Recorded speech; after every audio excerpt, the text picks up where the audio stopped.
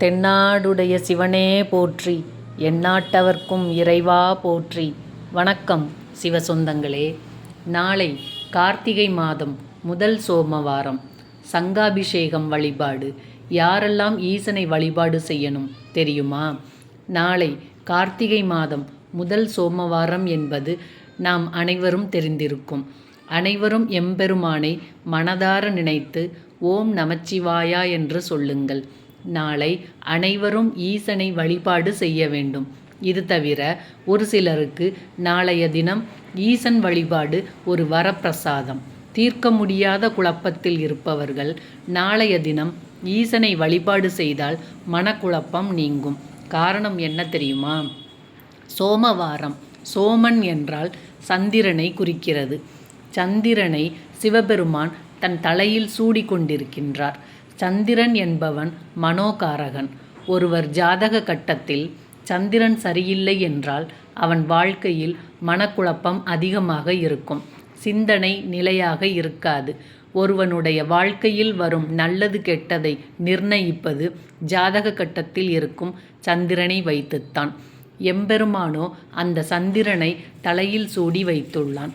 அந்த அம்பாளும் சந்திர பகவானை தலையில் சூடி இருக்கின்றாள். இப்படி இருக்கும்போது ஈசன் அம்பாள் இருவரையும் நாளைய தினம் வழிபாடு செய்ய நம்முடைய ஜாதக கட்டத்தில் இருக்கும் சந்திரன் பலமடைவான். எவர் ஒருவருக்கு ஜாதக கட்டத்தில் சந்திரன் நீச்சமாக இருக்கிறதோ அவர்கள் நாளைய தினம் ஈசனை வழிபாடு செய்ய வேண்டும். சந்திர திசை நடப்பவர்கள் நாளை ஈசனை வழிபாடு செய்ய வேண்டும். எப்போதுமே மனக்குழப்பத்தில் இருப்பவர்கள் நாளை ஈசனை வழிபாடு செய்ய வேண்டும். அமாவாசையில் பிறந்தவர்கள், அமாவாசைக்கு முன்பு 3 நாட்களில் பிறந்தவர்கள், அமாவாசைக்கு பின்பு 3 நாட்களில் பிறந்தவர்கள் நாளை கட்டாயம் ஈசனை வழிபாடு செய்யுங்கள். யாருக்கெல்லாம் வாழ்வில் சந்திர பகவான் ஒரு பிரச்சனையாக இருக்கின்றாரோ அவர்களெல்லாம் நாளை ஈசன் வழிபாடு செய்யுங்கள். உங்கள் வாழ்வில் இருக்கும் பிரச்சனைகள் படிப்படியாக குறையத் தொடங்கும். நாளை திங்கட்கிழமை எல்லோருக்கும் வேலைப்பளு இருக்கும். இருப்பினும் வீட்டில் இருந்தபடியே பூஜை அறையில் ஒரு விளக்கு ஏற்றி கண்களை மூடி ஓம் நமச்சிவாயா ஓம் நமச்சிவாயா என்று சொன்னாலும் அந்த ஈசனின் ஆசீர்வாதம் உங்களுக்கு கிடைக்கும். வாய்ப்பு கிடைத்தால் பக்கத்தில் இருக்கும் கோவிலுக்கு சென்று ஈசனை வழிபாடு செய்யுங்கள். சங்கு அபிஷேகத்தில் கலந்து கொள்ளுங்கள். சங்கு அபிஷேகத்தை கண்குளிர பார்த்தாலே கோடி புண்ணியம் உங்களுக்கு. ஈசனின் பாதத்தில் இடம் கிடைக்கும். கார்த்திகை சோமவாரம் இருப்பதன் பலன். சில பேருக்கு நல்லது தங்களுடைய கையில் வருவது போல இருக்கும். அந்த நல்லது கையில் வந்துவிட்டது என்றே நினைப்போம். ஆனால் கைக்கு எட்டிய விஷயம் வாய்க்கு எட்டாமல் போய்விடும்.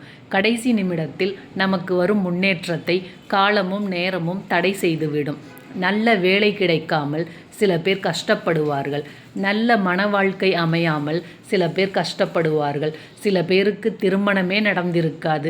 திருமணம் நடந்து குழந்தை பாக்கியம் கிடைக்காமல் இருக்கும்.